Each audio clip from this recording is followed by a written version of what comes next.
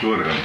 Λοιπόν, Δημάκη, κοίτα, μιλάμε για τέλειο εργαλείο αυτό. Έτσι, αυτό για ρεμπέτικα το κομμάτι είναι Παναγία Βόηθα, σου λέω.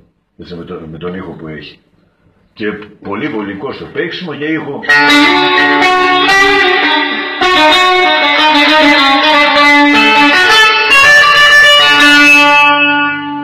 Έτσι, ωραία κατασκευή. Έχω και αυτό εδώ την κορμπίτσα που έρχεται δικάθετο στο χέρι. Παναγία Βόηθα, σου λέω, για την πένα. Τέλειο εργαλείο.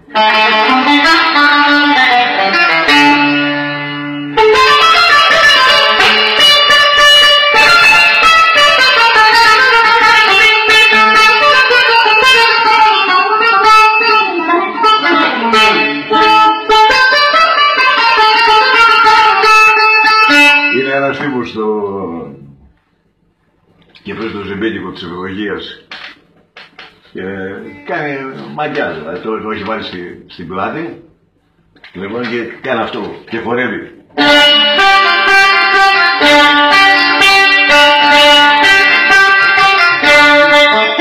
Και μου γράφω άλλος από κάτω πλακιά με πολλά αλφα, ότι και καλά δηλαδή, σε τελείωσε αυτός.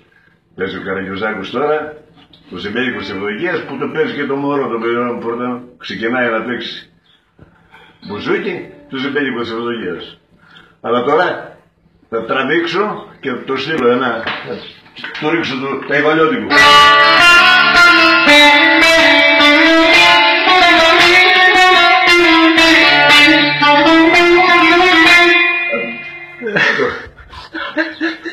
Θα το φτιάξουμε για το στείλω.